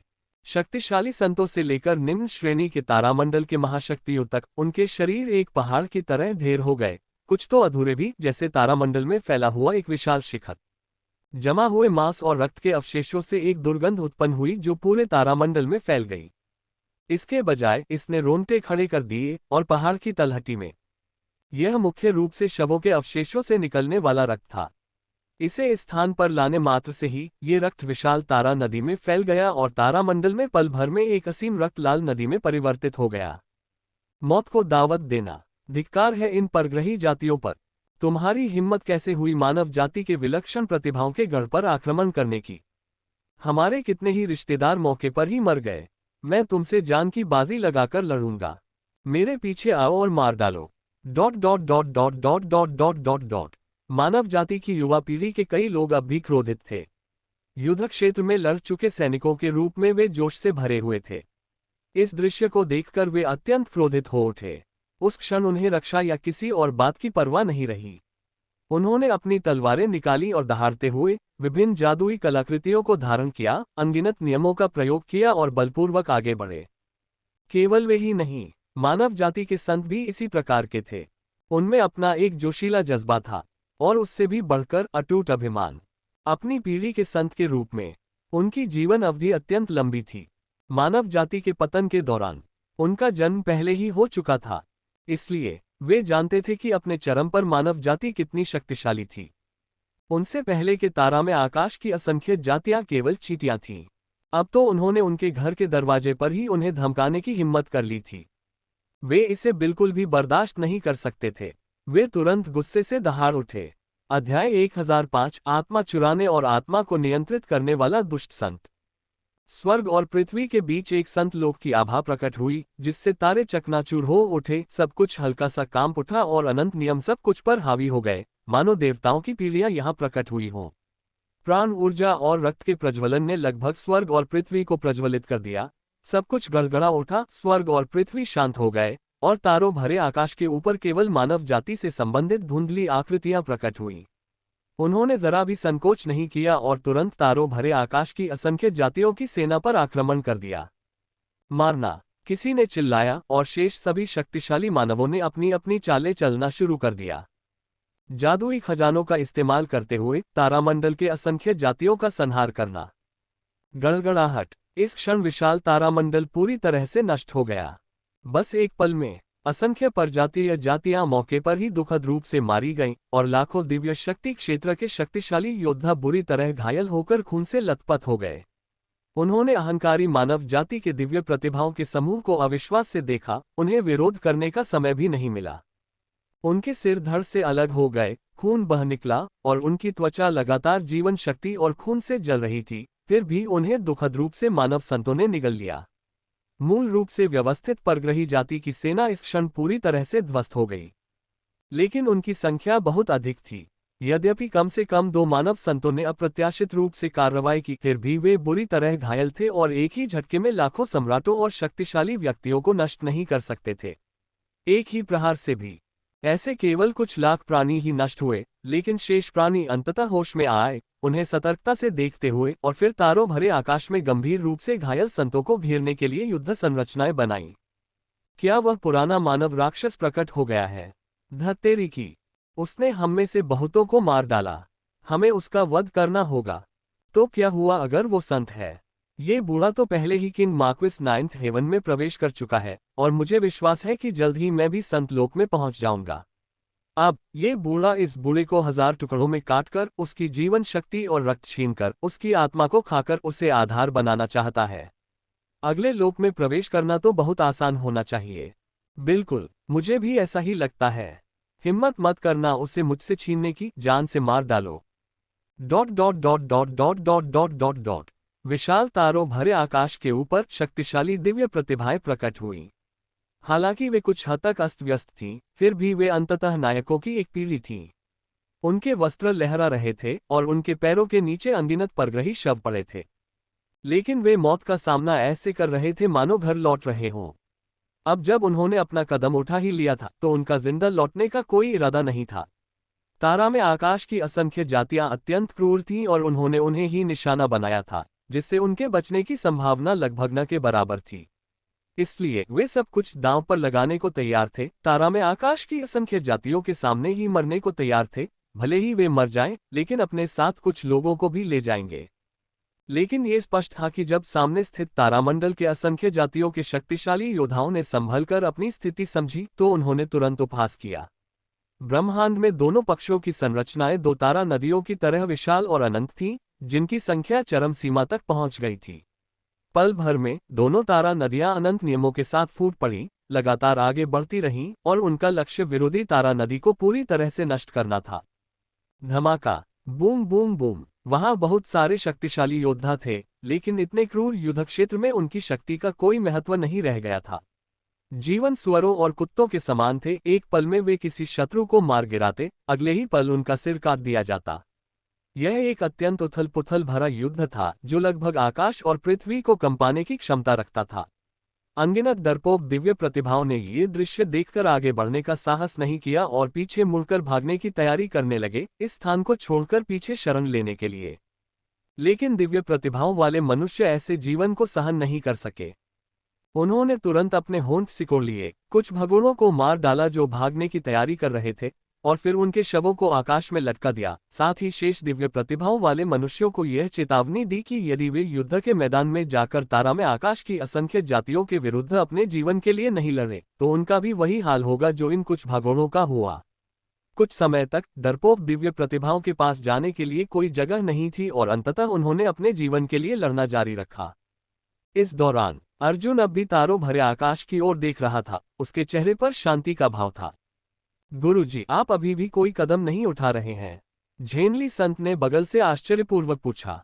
फिलहाल युद्ध क्षेत्र एक तरफा है। यहाँ हमारी मानव जाति के 2 से अधिक संत स्वामी मौजूद हैं, फिर भी ये 2 गुस्सैल संत स्वामी हरकत में आ रहे हैं और तारा में आकाश की असंख्य जातियां उन्हें रोक नहीं रही हैं। ये बहुत ही संदिग्ध है, हमें धैर्यपूर्वक प्रतीक्षा करनी चाहिए। उनके पास अन्य तरीके भी हो सकते हैं। ध्यान से देखो, अगर उनके संत अभी भी कोई कदम नहीं उठाते हैं तो शेष तारा में आकाश की असंख्य जातियां ज्यादा से ज्यादा कुछ जानवर ही हैं। इसमें कुछ समय लगेगा, लेकिन अंततः हम उन सभी का संहार कर सकते हैं। पुनर्जन्म की डिस्क छीनने का उन्हें क्या अधिकार है? उसने अपने होठों को सिकोड़ते हुए अपने विचार व्यक्त किए। संत लोक में प्रवेश करने के बाद से वह एक ही नज़र में स्वर्ग और पृथ्वी के बीच स्थित नियमों को समझ सकता था। उसकी नजरों में तारामंडल के असंख्य जातियों में कई शक्तिशाली आकृतियां प्रकट हुईं, और उनमें से एक संत लोक के तीसरे चरण से कमजोर नहीं लग रही थी, मानो वह अवर्णनीय पारगमन लोक तक पहुंच चुकी हो। ट्रैवर्स क्या है? इस क्षेत्र का अमरता या अविनाशिता से कोई संबंध नहीं है, लेकिन यह अभी भी संत जगत के दायरे में आता है। इस दायरे को भेदना बेहद मुश्किल है। व्यक्ति का अंतरात्मा निर्मल होना आवश्यक है, ये जानने के लिए कि कोई सफलता क्यों प्राप्त कर रहा है। खेल में व्यक्तिगत रूप से प्रवेश करना भी आवश्यक है। हजारों वर्षों तक नश्वर संसार में भटकते हुए, और यहाँ तक कि तत्काल पुनर्जन्म की संभावना भी है, तभी इस क्षेत्र में जबरदस्ती प्रवेश करना संभव है। कोई अन्य कारण नहीं है। यह क्षेत्र आंतरिक शक्ति की खोज करता है। विभिन्न ऊर्जाओं को एक साथ एकत्रित करना अप्रभावी होता है, और यदि कोई इस क्षेत्र में कदम रखता है, उनकी ताकत निस्संदेह सत्ता के शिखर तक पहुंच जाएगी। कानूनों के प्रति उनकी समझ गहन स्तर तक पहुंच जाएगी। ऐसे क्षेत्र में कदम रखते हुए संत लोक के दूसरे चरण में मौजूद प्राणियों का दुरुपयोग करना लगभग आसानी से संभव है। ये कहा जा सकता है कि तारों भरे आकाश में इस तरह के अस्तित्व को लगभग पूर्वज कहा जा सकता है। वह पहले से ही अमर और अविनाशी है, और इस दौरान यदि यह व्यक्ति सफलतापूर्वक दूसरे तट तक पहुंच जाता है और अंततः पांचवां चरण पूरा कर लेता है, तो वह संत स्वामी बन सकता है। ऐसा व्यक्ति अत्यंत शक्तिशाली होता है। तारा में आकाश युद्ध क्षेत्र में कोई भी उसे चुनौती देने का साहस नहीं करेगा। एक संत स्वामी होने के नाते भी उसे कुछ सम्मान मिलेगा। तर्कसंगत रूप से यह मात्र प्राकृतिक संपदाओं की लूट है। ऐसे महान व्यक्ति के एक शब्द से ही सब कुछ उनके हाथ लग जाएगा। लेकिन यह व्यक्ति अब सीधे यहाँ क्यों आया है? स्वयं एक युवा मानव दिव्य प्रतिभा के शिविर पर हमला करने के लिए एक अभियान का नेतृत्व क्यों कर रहा है? यह मामला बहुत ही असामान्य है। शायद कोई और जाल बिछा हो। उसने अपनी भौहें थोड़ी सिकुड़ी, लेकिन अंततः कुछ नहीं कहा। कुछ ही समय बाद एक और शेष मानव संत ने आखिरकार कदम उठाया। उसने अपने घाव को ढांक लिया। वह बुरी तरह घायल था और अपनी पूरी ताकत लगाने में असमर्थ था, फिर भी उसने दांत पीसकर अनगिनत तारा में आकाश की असंख्य जातियों का सफाया कर दिया। उसके हृदय में एक अग्नि प्रज्वलित थी। मानव जाति पहले से ही पतन की ओर अग्रसर थी। अतीत में उन्होंने तारा में आकाश की असंख्य जातियों के साथ बहुत अच्छा व्यवहार किया था, लेकिन अब दूसरी तरफ से बदले की भावना सामने आ रही थी। वे वास्तव में मानव जाति को पूरी तरह से नष्ट करना चाहते थे और लगातार दबाव बना रहे थे। ऐसे क्रूर कृत्यों ने उसे सचमुच असहनीय बना दिया था। उसने तुरंत एक लंबी तलवार उठाई और एक ठंडी रोशनी 1,00,000 मील तक फैल गई, जिससे अनगिनत परग्रही जातियां नष्ट हो गईं। खून चारों ओर फैल गया और मानव शक्ति के अचंभित निगाहों के सामने वह खुशी से हंसा, मानो कुछ कहने ही वाला हो। फिर अचानक ही शून्य में एक अत्यंत शक्तिशाली आकृति प्रकट हुई। उसकी अनभिज्ञ निगाहों के बीच प्रतिद्वंद्वी ने धीरे से अपना पंजा बढ़ाया और सीधे उसका दिल उसके मुंह में ठूंस दिया। संत का रक्त लगातार बह रहा था और दिल चबाए जाने की आवाज गूंज रही थी। उसने अपने सामने मौजूद इस दृश्य को अविश्वास से देखा, अपना मुंह खोला और कुछ कहने ही वाला था। लेकिन तभी 3 आंखों वाली जाति का एक और प्राणी शून्य में प्रकट हुआ। प्रतिद्वंद्वी ने निम्न स्तर के पुनर्जन्म नियमों का प्रयोग किया, जिसमें अपार शक्ति थी, और उसने सीधे उसकी आत्मा को छीन लिया, उसे जबरदस्ती दुश्मनों को मारने के लिए एक कठपुतली में बदल दिया। अध्याय 1006 बूढ़ा लेकिन ताकतवर, एक ही तीर से राक्षस को मार गिराओ। अगले ही पल एक अचेतन आत्मा ने एक लंबी तलवार पकड़ी हुई थी, स्तब्ध होकर तारों भरे आकाश में लड़ रहे मनुष्यों को देख रही थी। उसकी आंखें धीरे धीरे ठंडी होती जा रही थीं। पल भर में 3 फुट ऊंची हरी चोटी आकाश को चीरती हुई प्रकट हुई। सब कुछ नष्ट हो गया और स्वर्ग के चुने हुए मनुष्यों का एक समूह मौके पर ही खून से लथपथ हो गया। यहाँ तक कि संतों के शरीर भी अधूरे थे। वे स्तब्ध और क्रोधित थे, लेकिन तलवार चलाने वाले उस संत को देखकर, जो लंबे समय से किसी और की कठपुतली बना हुआ था, वे अत्यंत भयभीत हो गए। कौन है भाई? ये त्रिनेत्र वंश का पुनर्जन्म संत है। ये वही है। अफवाह है कि वह दुनिया की आत्माओं को नियंत्रित कर सकता है। क्या उसे पुनर्जन्म का निम्न नियम विरासत में मिला है? जो आत्माएं उसके हाथों में पड़ जाएंगी, उन्हें निश्चित रूप से असंख्य यातनाएं सहनी पड़ेंगी। ये सचमुच सच है। ... शक्तिशाली मानवों ने असीम शून्य की ओर देखा और पाया कि 8 संत उनके सामने खड़े हैं। सभी अत्यंत शक्तिशाली विदेशी जातियों के हैं और तलवारधारी संत का मांस और रक्त खा रहे हैं। वे अत्यंत भयभीत हो गए, अविश्वास से शून्य को घूरते रहे, एक शब्द भी नहीं बोल पा रहे थे। उनका मन भय से भर गया था। उन्हें इसकी बिल्कुल भी उम्मीद नहीं थी। हजारों साल पुरानी यह किंवदंती वास्तव में सच थी। 3 आंखों वाली जाति के पास वास्तव में एक संत था जो पुनर्जन्म के निचले नियम को नियंत्रित करता था। वह दुनिया में लगभग किसी भी प्राणी को नियंत्रित कठपुतली में बदल सकता था।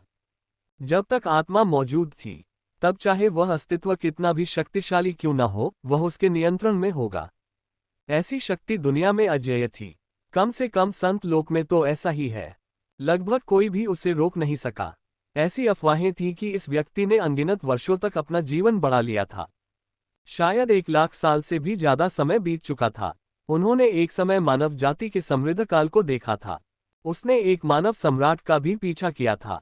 हालांकि यह पता नहीं चल पाया कि वह सफल हुआ या नहीं। लेकिन इस व्यक्ति की प्रतिष्ठा बहुत ही प्रभावशाली थी।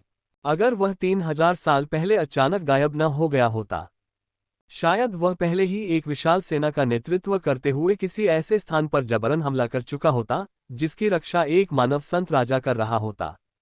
अब वह पूरे जोश के साथ आया था। तलवार चलाने वाले एक संत और एक अन्य मानव संत को सीधे नियंत्रित करना, जिनकी पहले दुखद रूप से मृत्यु हो गई थी। वे इससे कैसे लड़ सकते थे? वे तुरंत ही कड़वी मुस्कान के साथ मुस्कुराए।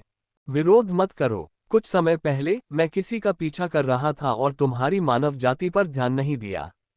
मुझे उम्मीद नहीं थी कि कुछ ही हजार वर्षों में तुम्हारी मानव जाति में इतने सारे स्वर्ग के चुने हुए लोग होंगे। ये सचमुच ईर्ष्या करने लायक है। हालांकि मेरी त्रिनेत्र जाति में अभी भी कई शक्तिशाली वंश वाले लोग हैं, लेकिन लगता है कि हम तुम्हारे बराबर नहीं हैं। तुम अब मरने के दृढ़ संकल्प के साथ लड़ रहे हो, जो सचमुच बहुत भयंकर है। कितना अफसोस है, तुम त्रिनेत्र जाति नहीं हो, तुम हमारे दुश्मन हो और अंततः यही मरोगे। पुनर्जन्म संत एक पीले चेहरे वाला व्यक्ति था जिसके माथे पर एक सफेद निशान और एक अजीब सी आंख बनी हुई थी। उसी से आस्था की शक्ति का एक अंश उत्पन्न हुआ और पुनर्जन्म की उत्पत्ति हुई। असंख्य द्वेषी आत्माएं भी थीं, लेकिन इस दौरान इस व्यक्ति ने असंख्य नियमों का उल्लंघन किया, फिर भी वह अमर और अविनाशी प्रतीत होता था, मानो अपने कंधों पर 3000 लोगों का भार उठाए हुए हो। जब उसने ये शब्द कहे तो वह पश्चाताप से भरा हुआ था, फिर भी थोड़ा अभिमानी भी था। एक ही कदम में तलवारधारी संत की आत्मा ने 10,000 फीट की तलवार शक्ति को पुनः नियंत्रित किया। पल भर में सैकड़ों तारे नष्ट हो गए। एक तेज धार वाली लंबी तलवार ने अनगिनत शक्तिशाली मानवों के सिर धड़ से अलग कर दिए। एक संत ने उसे रोकने की कोशिश की, लेकिन फिर भी उसका सिर धड़ से अलग हो गया और खून बहने लगा। आत्मा ने भागने का प्रयास किया, लेकिन अप्रत्याशित रूप से पुनर्जन्म संत ने दूर से ही उसे पकड़ लिया और पल भर में संत की आत्मा पर कब्जा कर लिया। दूसरे पक्ष का प्रतिरोध लगभग व्यर्थ था। उसने कुछ बार व्यंग्य किया और एक बार फिर इस आत्मा को कठपुतली की तरह इस्तेमाल किया। पल भर में आकाश और पृथ्वी में 2 कठपुतलियां प्रकट हुईं, जो लगातार सामने खड़े मानव शक्ति के बल पर आक्रमण करने लगीं। धमाका! आकाश और पृथ्वी कांप उठे और असंख्य शक्तिशाली मानव आत्माएं मौके पर ही मर गईं। तारा में आकाश की असंख्य जातियों की युवा पीढ़ी, जो नरसंहार से भयभीत हो गई थी, अब होश में आ गई और तुरंत उत्तेजित हो गई। उनके रक्तपिपासु मुंह खुल गए और उन्होंने सामने खड़े मनुष्यों को बड़ी सफाई और कुशलता से काटना शुरू कर दिया। आह जानवर, मैं तुम्हारे साथ मरूंगा। असीम तारामंडल में अपने शरीर और रक्त को दूसरों द्वारा कुचले जाने और अपनी ऊर्जा, रक्त और सहज दावलय को सोख लिए जाने का अनुभव करते हुए मानव जाति की युवा पीढ़ी अपने गौरवशाली हृदय के साथ तुरंत क्रोधित हो उठी। उन्होंने अपनी साधना का त्याग किया और अपने विरोधियों के साथ मौके पर ही शून्य में आत्मविनाश कर लिया। धमाका! ऐसी परिस्थितियों में प्रोफाउंड इमॉर्टल पीक पर मौजूद जेनली संत पूरी तरह से भयभीत थे। उसने अपने स्वामी की ओर देखा। उसने गुस्से से पूछा, आप मुझे अभिनय क्यों नहीं करने दे रहे हैं? मानव शक्ति के ये महारथी विलुप्त होने वाले हैं। वे हमारी मानव जाति की आशाओं में से एक हैं। अगर हम उन्हें नहीं बचाएंगे तो भविष्य में हमारी मानव जाति की युवा पीढ़ी को भारी नुकसान उठाना पड़ेगा। गुरुजी, क्या मैं आप कुछ कर सकता हूँ? ये सुनकर अर्जुन ने उसकी ओर सरसरी नजर डाली और तिरस्कारपूर्वक कहा, नहीं, तुम्हारी साधना बहुत कमजोर है। नक्षत्र मंडल में तुम्हें कोई स्थान नहीं मिलेगा और अंततः तुम अवशेषों के ढेर में बदल जाओगे। मेरे लिए ये हानि बहुत बड़ी होगी। तुम मैदान में प्रवेश नहीं कर सकते, लेकिन यहाँ की रखवाली का दायित्व निभा सकते हो। देखने लायक एक अच्छा शो है। वह धीरे से अपने आप से कुछ बुदबुदाया। हालांकि उनके होठों के कोने पर एक मुस्कान दिखाई दी। अपने स्वामी के भयावह भाव को देखते हुए झेनली संत सचमुच समझ नहीं पा रहे थे। ये जगह मानव जाति के प्रमुख मोर्चे और अग्रिम पंक्ति से बहुत दूर थी, महज एक पारगमन स्टेशन। भला कोई उन्हें बचाने कैसे आ सकता था, और देखने लायक ऐसा कौन सा तमाशा हो सकता था? क्या मानव जाति का एक तरफा नरसंहार हो रहा है? ये भला कौन सी अच्छी बात थी?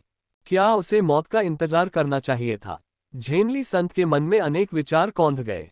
उन्होंने अपने होठों को चटकाया और अंततः आगे कुछ कहने की हिम्मत नहीं की। जैसे ही वे निराश होकर सिर झुकाकर जाने वाले थे, उन्होंने शून्य में एक गड़गड़ाहट सुनी। विशाल और असीम तारों भरे आकाश में एक बड़ा बैनर प्रकट हुआ। इसका नाम था स्वर्गीय दरबार युद्ध ध्वज। इस बैनर के साथ दर्जनों राजा भी थे। उनमें एक संत भी प्रकट हुए। ये व्यक्ति एक महिला थी, लेकिन वह बेजोड़ रूप से सुंदर, अतुलनीय रूप से दबंग थी और उसकी आंखें बेहद ठंडी थीं। हम्फ, क्या महारानी हुआन फैंग भी मिशन छीन रही है? इस बार कठिनाई बहुत अधिक है। 10,000 पुण्य प्राप्त करना बहुत मुश्किल है। असुर वंश फिर से मुसीबत खड़ी कर रहा है। एक संत करोड़ों पुण्यों के बराबर होता है। चलो जल्दी करो और कुछ और लोगों को मार डालो। उन्हें हमसे आगे मत निकलने दो। शून्य में एक बूढ़ा व्यक्ति प्रकट हुआ। उसके बाल सफेद थे, वह एक बूढ़े किसान जैसा दिखता था और उसके कपड़े आलीशान नहीं थे। उसके हाथ मोटे और खुरदुरे थे और उसके कुछ दांत टूट चुके थे। वह अत्यंत दयालु था, लेकिन उसकी हंसमुख मुस्कान के साथ ही उसके भीतर एक तीव्र घातक भावना समाहित हो गई। पल भर में उसका शरीर दुनिया को जला देने वाली ज्वालाओं में घिर गया और उसके पीछे एक प्रचंड सूर्य मंडरा रहा था। दुनिया की विस्मय भरी निगाहों के सामने उसने सूर्य को धनुष की तरह और सूर्य के केंद्र को तीर की तरह इस्तेमाल किया और झुककर एक झंझनाहट के साथ तीर को धनुष पर चढ़ाया। पलक झपकते ही उस क्षण पूरा ब्रह्मांड आग के सागर में बदल गया। कम से कम दर्जनों विदेशी शासकों की मौके पर ही मौत हो गई। उनकी हड्डियों को सीधे जला दिया गया। उन्हें अभी होश भी नहीं आया था। उनकी आत्माएं पीड़ा से पहले ही नष्ट हो चुकी थीं। नहीं। अध्याय 1007 तीनों लोकों के महान सम्राट ब्रह्मांड पर शासन करते हैं। शूटिंग सन महान सम्राट। विशाल तारों भरे आकाश के ऊपर मानव जाति, जो उस समय तारा में आकाश की असंख्य जातियों से लड़ रही थी, अविश्वास से शून्य की ओर देखने लगी। उन्हें विश्वास ही नहीं हो रहा था कि ऐसा प्राणी इस समय यहाँ प्रकट हो गया है। वे अत्यंत प्रसन्न हुए और बिना किसी पूर्व समझौते के अपने नियमों और विभिन्न जादुई खजानों का प्रयोग करते हुए उसकी ओर उमड़ पड़े। इसके अलावा कोई और कारण नहीं था। तीनों लोकों के वर्तमान युग के महान सम्राटों द्वारा निरंतर युद्धों के बाद प्रत्येक समकालीन महान सम्राट का नाम आकाश में व्यापक रूप से ज्ञात हो चुका था। यद्यपि उनमें से अधिकांश राजशाही क्षेत्र में थे, उनकी शक्ति अद्वितीय थी, अपने समकक्षों में लगभग अजेय थी, और कुछ तो इतने शक्तिशाली थे कि एक संत से भी कुछ प्रहार कर सकते थे। ये कहा जा सकता है कि एक संत का सामना करने या उस सर्वोच्च और अमर सत्ता को गंभीर रूप से घायल करने के लिए केवल 5 समकालीन महान सम्राटों की आवश्यकता थी। ठीक इसी वजह से आदिम युग के समकालीन महान सम्राटों के समान उनमें से लगभग सभी प्रसिद्ध थे, विशेष रूप से शूटिंग सन ग्रेट सम्राट। हालांकि वे सफेद बालों वाले एक बूढ़े किसान की तरह दिखते थे, लेकिन उनके हाथ में धनुष और बाण अविश्वसनीय रूप से तेज थे। उन्होंने अनगिनत सम्राटों और शक्तिशाली योद्धाओं को मार गिराया था, और यहाँ तक कि एक संत से भी युद्ध किया था, जिससे मानव जाति के प्रतिभाशाली लोग उनकी बहुत प्रशंसा करते थे। और अंतरिक्ष की प्रकृति के कारण ब्रह्मांड में प्रवेश करने वाली लगभग हर टीम में 5 महान सम्राट मिशन पर होते थे। इसी कारण अनगिनत प्रतिभाशाली मानव प्राणियों को ठीक उसी समय जब वे दुखद मृत्यु के कगार पर थे, इन 5 महान सम्राटों द्वारा बचाया गया। समय बीतने के साथ जब भयानक हार के कगार पर खड़े इन प्रतिभाशाली प्राणियों ने कई समकालीन महान सम्राटों को देखा, वे बिना किसी पूर्व समझौते के चुपचाप दूसरे पक्ष की ओर इकट्ठी हो जाते थे। इसका कोई और कारण नहीं था। यद्यपि तीनों लोकों के महान सम्राट सभी प्राणियों के प्रति दयालु थे, वे जानते थे कि तारामंडल की असंख्य जातियां और तीनों लोक शत्रु थे। यदि वे किसी प्रतिभाशाली मानव को बचा लेते, तो भविष्य में शत्रु के लिए मुसीबत खड़ी हो सकती थी, जो तीनों लोगों के लिए लाभकारी सिद्ध हो सकती थी। इसलिए उन्होंने कभी कभी मानव जाति को बचाने के लिए कदम उठाए। वर्तमान में तीनों लोकों के कई समकालीन महान सम्राटों की प्रतिष्ठा तारामंडल में मानव जाति की दृष्टि में अत्यंत अच्छी है। अब सिर्फ एक बार उपस्थिति के साथ असंख्य संत, सम्राट और मानव जाति के महाशक्तिशाली लोग उत्साहित थे। हालांकि वे बुरी तरह घायल हो गए थे। वे लगातार शूटिंग सन ग्रेट सम्राट की ओर बढ़ते रहे। मेरे पास मत आओ, जल्दी पीछे हट जाओ, वरना तुम्हारी भयानक मौत होगी। अप्रत्याशित रूप से ठीक उसी समय जब सभी सोच रहे थे कि शूटिंग सन ग्रेट सम्राट मानव पक्ष में है और अब उन्हें बचाने के लिए कार्रवाई कर रहा है, वे सब बेहद खुश थे, तभी बूढ़े किसान जैसे दिखने वाले शूटिंग सन ग्रेट सम्राट ने एक तीर चलाने के बाद अपने होठों को सिकोड़ते हुए तारों भरे आकाश की ओर देखा और सतर्कता से कहा, क्या आप जानते हैं कि आगे कितने संत हैं? मुझे नहीं पता, लेकिन हमारे 2 मानव संतों को वे पहले ही मार चुके हैं, उनकी आत्माओं को कठपुतली बना दिया है और अब वे अपने ही देशवासियों पर हमला कर रहे हैं। तारा में आकाश की असंख्य जातियों में 1 से अधिक संत हो सकते हैं, कम से कम 3। एक बेहद आकर्षक प्रतिभाशाली व्यक्ति आगे बढ़ा।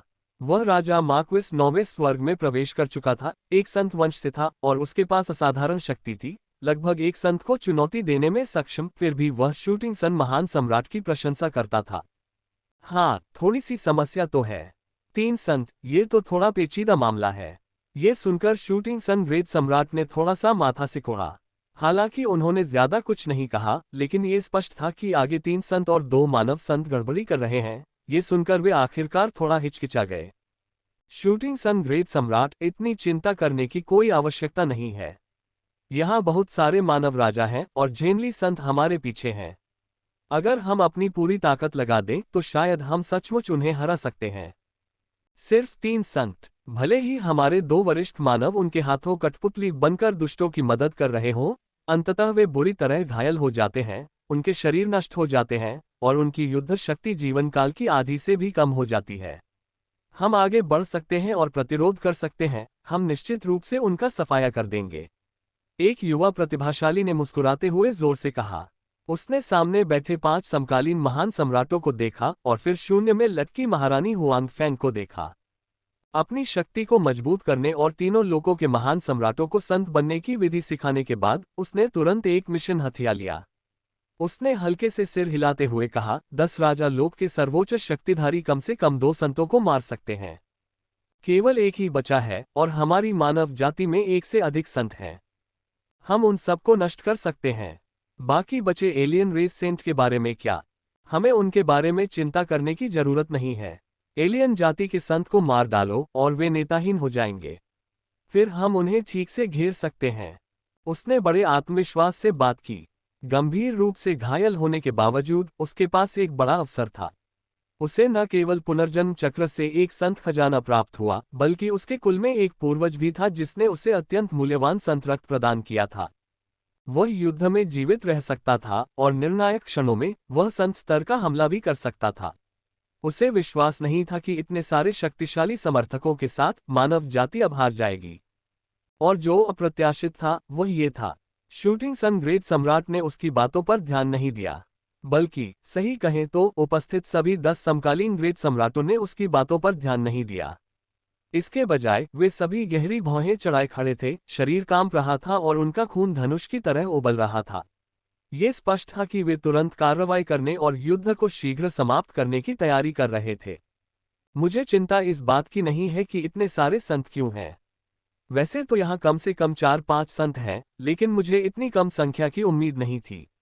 पर्याप्त विरोधी नहीं है, हमें उन्हें जल्दी मारना होगा। जहाँ तक मानव संतों की आत्माओं का सवाल है, मुझे आश्चर्य है कि क्या उन्हें मारने से एक संत की गिनती होगी। छोड़ो भी, चाहे वे राजा ही क्यों न हो, हमें उन्हें मारना ही होगा। मक्खी का पैर भी आखिर मांस ही होता है और पुण्य कभी ज्यादा नहीं हो सकता। जब ये प्रतिभाशाली व्यक्ति अपनी बात कह रहा था, तब अन्य समकालीन महान सम्राटों ने एक दूसरे को देखा, उनकी आंखों में बेबसी झलक रही थी। आखिरकार उन्हें एक मिशन मिल ही गया था, लेकिन उन्होंने विरोधियों की संख्या इतनी कम होने की उम्मीद नहीं की थी।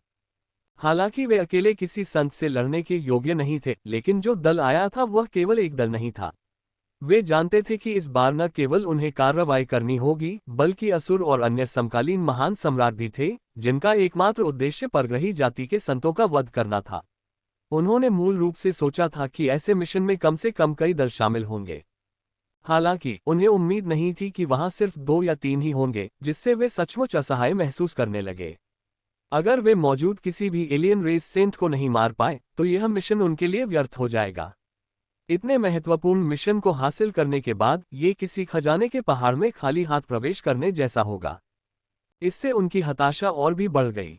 इसी वजह से असंख्य समकालीन महान सम्राट मुट्ठी भींच रहे थे, अपने जादुई खजाने थामे हुए थे और शून्य में लटके हुए राजाओं और दो मानव संतों को निर्भीक दृष्टि से देख रहे थे। उनकी नज़र में ये दुश्मन नहीं थे, लेकिन स्वर्णिम गुण। अगर उन्होंने अभी बड़ी मात्रा में माल नहीं पकड़ा तो अगले मिशन का लक्ष्य शायद इतना बड़ा न हो। तुरंत, ठीक है लिंगरी देव बालक, रास्ते से हट जाओ और मानव रक्षा पंक्ति में वापस चले जाओ। परग्रही जाति के संत को हम पर छोड़ दिया जाएगा। बाकी परग्रहियों के बारे में क्या? तुम्हें उनमें से एक को भी मारने की अनुमति नहीं है। अध्याय 1008 अमर आंख और देवताओं की उत्पत्ति। सब कुछ हम पर छोड़ दो और मानव जाति के रक्षा शिविर से बाहर कदम मत रखना। मैं तुम्हें चेतावनी देता हूं, अगर तुमने जल्दबाजी में कदम रखा तो तुम्हारी जान जा सकती है। इस बार सिर्फ हमारी टीम ही नहीं बल्कि कुछ और ताकतें भी शामिल हैं, खासकर कुछ खूंखार दरिंदे। अगर उन्होंने तुम्हें निशाना बनाया तो वे किसी बात की परवाह नहीं करेंगे और तुम्हें एक ही झटके में मार डालेंगे। मैं एक बार उससे हार चुका हूं, क्या तुम मेरे चेहरे पर निशान देख सकते हो? उसने तब एक ही झटके में उसे काट डाला था। उनके प्रकट होने से पहले आपको जल्दी से यहां से चले जाना चाहिए। शूटिंग सन ग्रेट सम्राट ने अपने वृद्ध चेहरे की ओर इशारा किया। उनकी आंख के पास एक निशान था जो लगभग उनकी जांघ तक फैला हुआ था। यदि उनका राजसी शरीर इतना मजबूत न होता तो शायद वे उसी समय मर गए होते। ये सुनकर लिंगरी देव बालक अत्यंत आश्चर्यचकित था। उसकी दृष्टि में उपस्थित सभी समकालीन महान सम्राट मानव जाति के थे, संभवतः किसी संत राजा द्वारा प्रशिक्षित प्राणी। लेकिन अब दूसरे पक्ष ने सचमुच कहा कि उनके पास ऐसे क्रूर साथी हैं जो मानव जाति के सदस्यों को भी मार सकते हैं। एक पल में वह भयभीत हो गया, फिर भी उसने दांत पीसते हुए तुरंत जाने का निश्चय नहीं किया। चाहे कुछ भी हो जाए, वह अंततः एक पीढ़ी का दिव्य गौरव था, लोहे के समान दृढ़ निश्चय वाला। केवल कुछ शब्द उसे डराने के लिए पर्याप्त नहीं थे। लेकिन ऐसी स्थिति में भी अचेतन रूप से उसे अचानक यह एहसास हुआ कि तारों भरा आकाश अब खून से लथपथ है। हर जगह खून की बदबू फैली हुई थी। उसे पता नहीं था कि इतना ताज़ा खून कहां से आया। तारा में आकाश की असंख्य जातियों द्वारा मारे गए मानव जाति के सदस्यों के क्षत विक्षत शवों से बचे रक्त की तुलना में तारों भरे आकाश में बहता ताज़ा खून और भी ज्यादा विचलित करने वाला था। मानो उसमें जान हो, असीम शून्य में निरंतर विचरण करते हुए। ये दृश्य देखकर वह आखिरकार समझ गया कि कुछ गड़बड़ है। वह अवाक रह गया। उसने अपने बगल में खड़े अचंभित मानव जाति कानून के महाशक्तियों की ओर देखा और अचानक दहाड़ते हुए बोला, भागो। जैसे ही ये शब्द कहे गए, कानून के क्षेत्र के अनगिनत दिग्गज अचंभित रह गए। उन्होंने समकालीन तीनों लोकों के महान सम्राटों से लगभग निपटा था और स्वाभाविक रूप से जानते थे कि वे मानव जाति के प्रति काफी दयालु थे। यदि कोई उन पर हमला न करे तो तीनों लोकों के महान सम्राट बिना किसी कारण के हत्या नहीं करेंगे। ज्यादा से ज्यादा वे तारामंडल की असंख्य जातियों का ही वध करेंगे। लेकिन अब लिंगरी देव बालक इस तरह क्यों चिल्ला रहा था? उनके मन में संदेह था। लेकिन चाहे कुछ भी हो जाए, कई स्तरों के क्रूर नरसंहार के बाद असंख्य बुरी तरह घायल लौ पावरहाउस अब मृत्यु के कगार पर थे, खून से लथपथ हो चुके थे। अगर उनके शरीर कठोर न होते तो शायद इस समय तक वे पूरी तरह नष्ट हो चुके होते। अब ये सुनकर थोड़ा भौहें चढ़ाते हुए वे स्वाभाविक रूप से एक एक करके पीछे हट गए। और यह ठीक इसी क्षण हुआ। उपस्थित 10 समकालीन महान सम्राटों ने अपनी अपनी चालें चली। उनकी रक्त ऊर्जा अग्नि के समान थी, मानो वे स्वर्ग के देवता हों। उनके शरीर हजारों फीट ऊंचे थे। कुछ धनुष चलाते और बाण चढ़ाते, कुछ लंबी तलवारें पकड़े, कुछ बड़े बड़े कड़ाहे लिए, कुछ शून्य को नियंत्रित करते, कुछ यिन और यांग को वश में करते। उनके चेहरे पर कोई भाव नहीं था। उन्होंने लाखों दिव्य शक्ति वाले धर्मगुरुओं को रौंद डाला और अपने नियमों से लाखों धर्मगुरुओं का नाश कर दिया।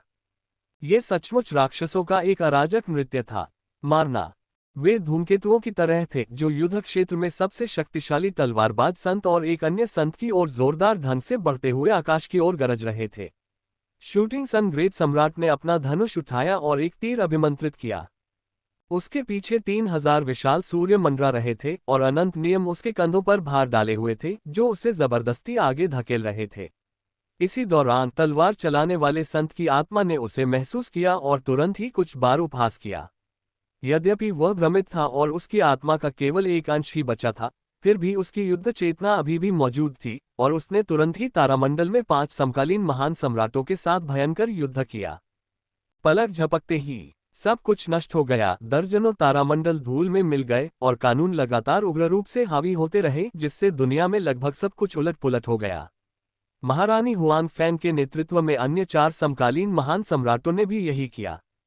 वे दूसरे संत की ओर बलपूर्वक बढ़े।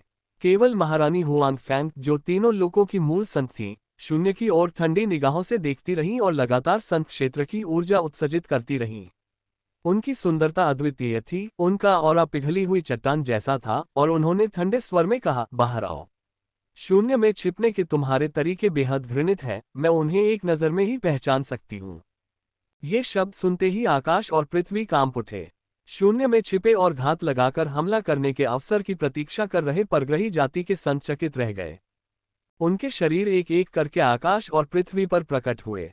महारानी हुआन फैन को देखकर वे आश्चर्य से अपनी भौहें थोड़ी ऊपर उठा ली और धीरे से बोले, हमें सचमुच उम्मीद नहीं थी कि आप में से कोई संत होगा।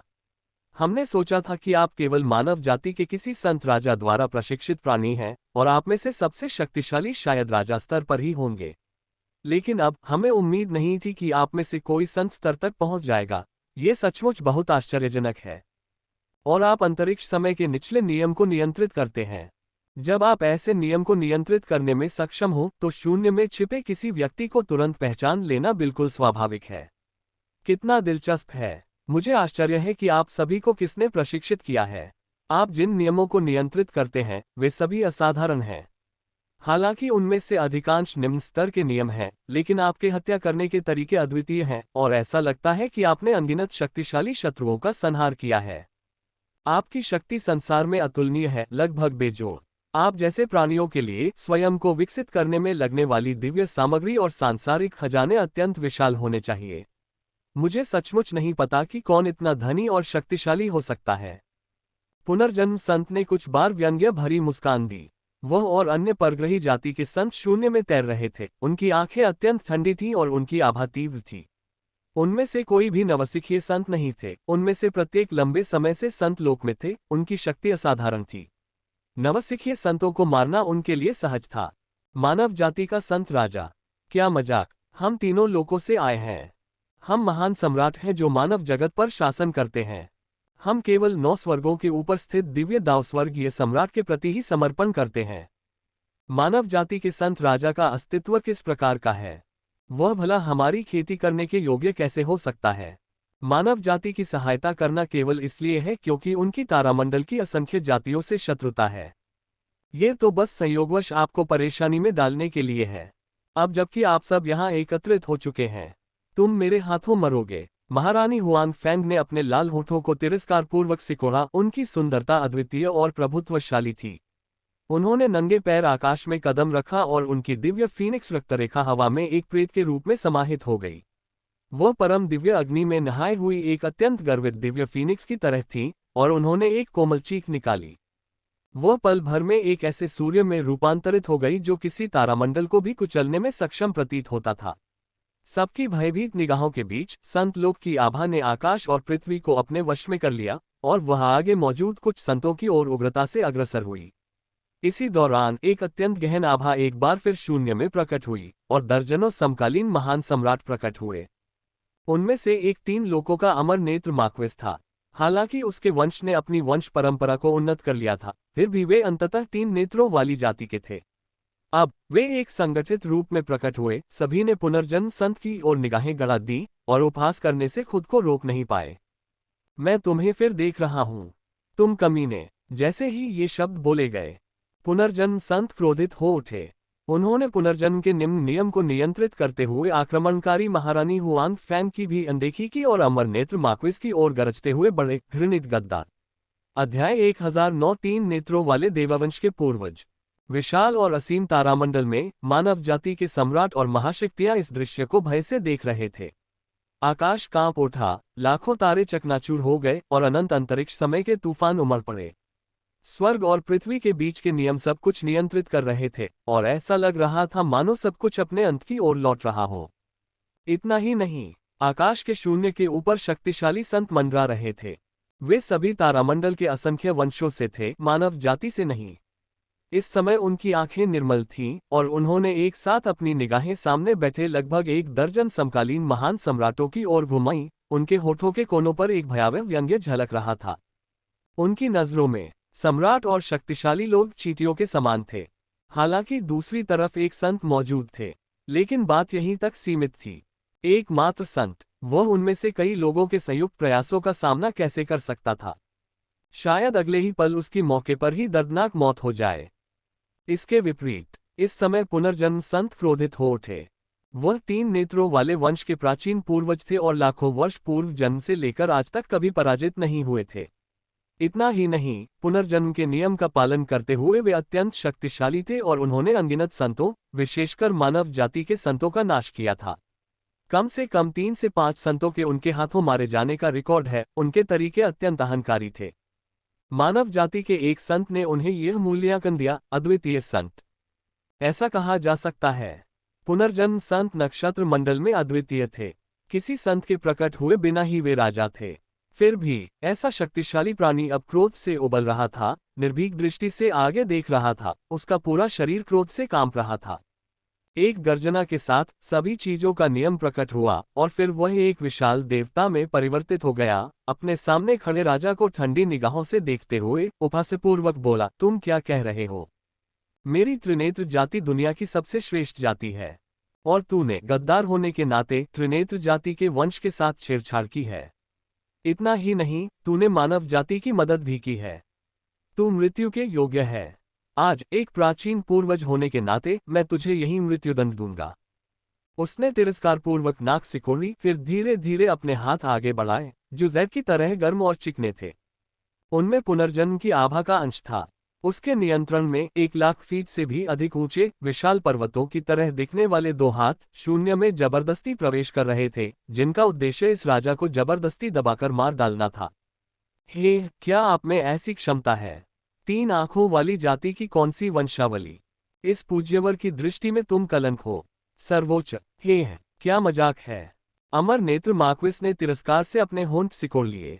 हालांकि वह अब वांगहो क्षेत्र में था, फिर भी उसने इस संत के सामने कोई भय नहीं दिखाया। उसने हजारों वर्षों तक पाताल लोक की रक्षा की थी। उनकी शक्ति स्वाभाविक रूप से अत्यंत असाधारण थी, क्योंकि वे पहले ही किंग मार्क्विस 9th हेवन की अवस्था प्राप्त कर चुके थे, जो संत लोक से बस एक कदम दूर थी।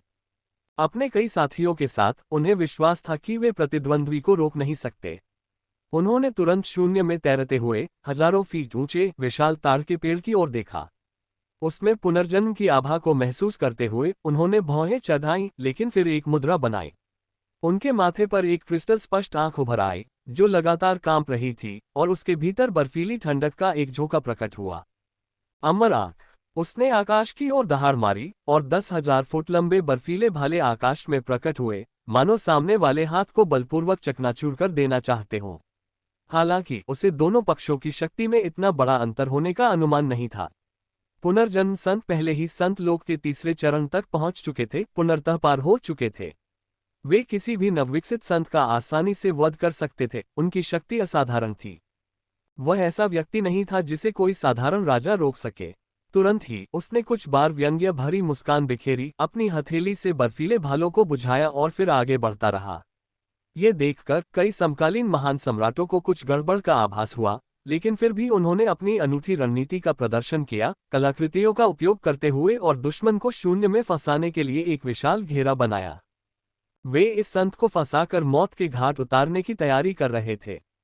लेकिन अफसोस, जैसे ही उनका स्वरूप प्रकट हुआ, पुनर्जन्म संत ने जरा भी भय नहीं दिखाया।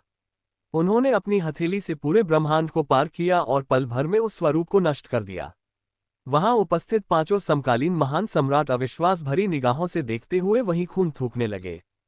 जिनकी शारीरिक शक्ति कम थी, उनकी तुरंत मृत्यु हो गई। पलक झपकते ही 3 पुनर्जन्म लेने वाले तीनों लोकों में जाकर फिर से जन्म लेने वाले थे। लेकिन ठीक इसी क्षण पुनर्जन्म के नियम का प्रयोग करते हुए पुनर्जन्म संत आत्माओं को पकड़ सकता था। अब कुछ गड़बड़ देखकर उसने तुरंत आकाश की ओर तिरछी नजर से देखा और उनकी आत्माओं को पकड़ने के लिए हाथ बढ़ाया। लेकिन पल भर में एक तेज धारदार तलवार ने अचानक उसकी बांह काट दी और खून का फव्वारा फूट पड़ा, जिससे तारामंडल का एक हिस्सा सीधे खून से सन गया। बच्चे, बहुत बढ़िया। मैंने सोचा था कि तुम एक चींटी मात्र हो, मेरे प्रतिद्वंद्वी बनने के लायक नहीं, लेकिन मुझे तुमसे लड़ने की इतनी हिम्मत की उम्मीद नहीं थी। प्रतिद्वंद्वी की ताकत असाधारण है, संत लोक में एक सच्चा महाशक्तिशाली योद्धा। तुम्हारा प्रहार करने का साहस सराहनीय है, लेकिन अब यह व्यक्ति हमारा है। बेशक, अगर आप तुरंत मरना नहीं चाहते हैं तो आप हस्तक्षेप कर सकते हैं।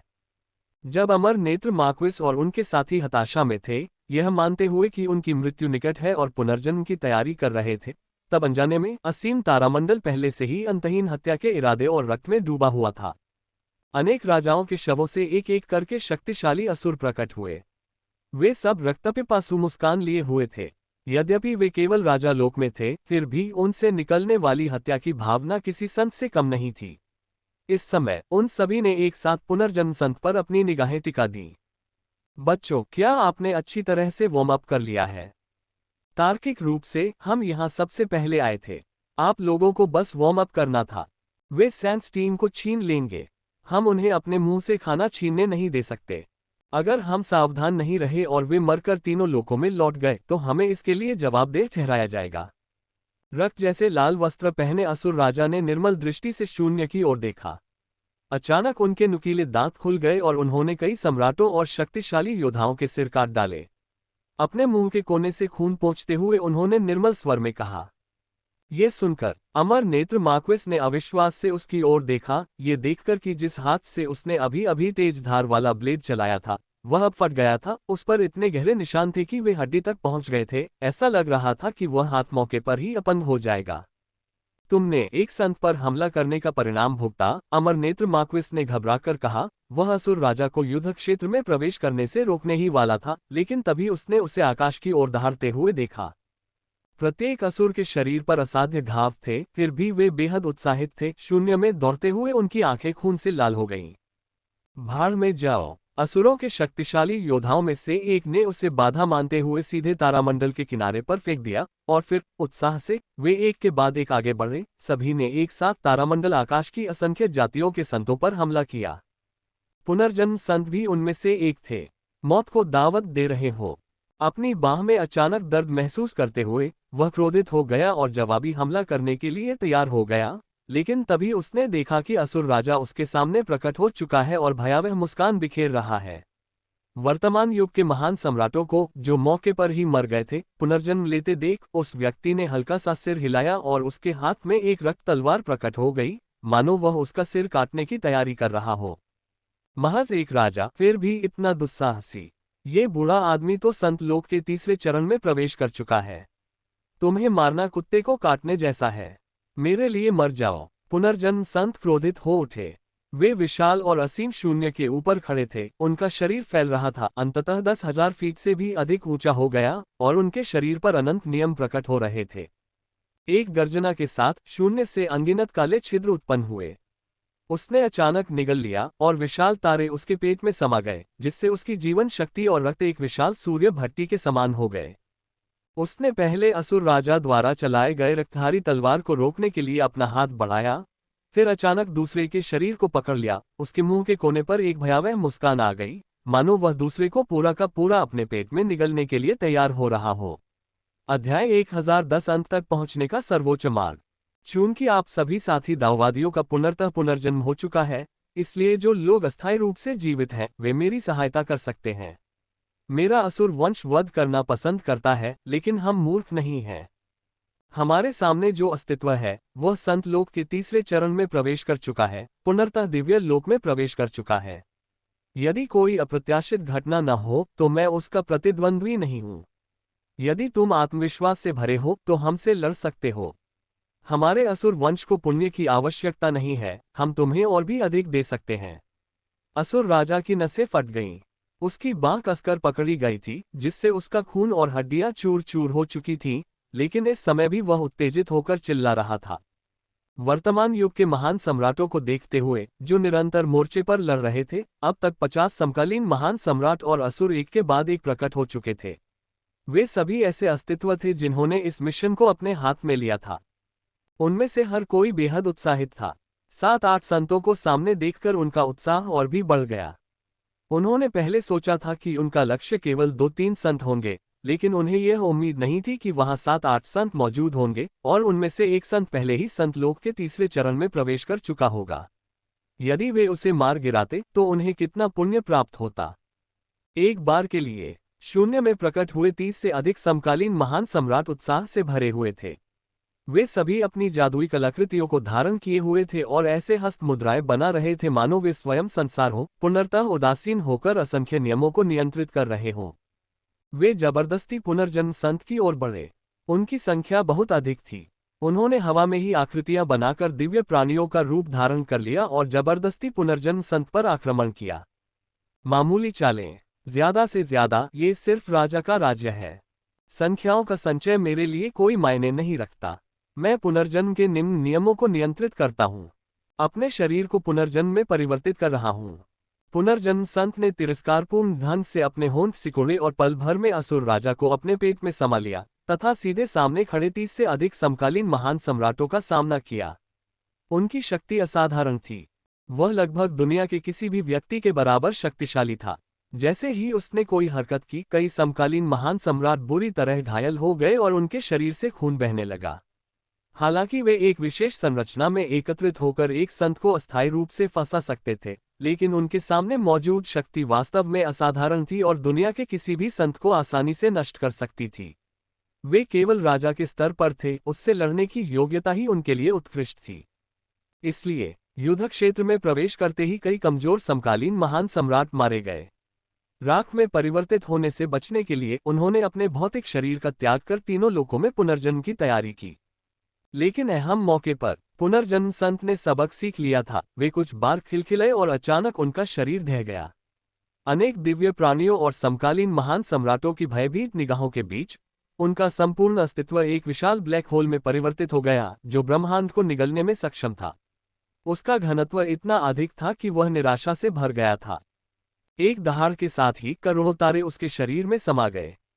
युद्ध क्षेत्र के किनारे खड़े कई परग्रही संत और शक्तिशाली योद्धा, जिन्होंने अभी तक कोई कार्रवाई नहीं की थी, पल भर में प्रभावित हो गए।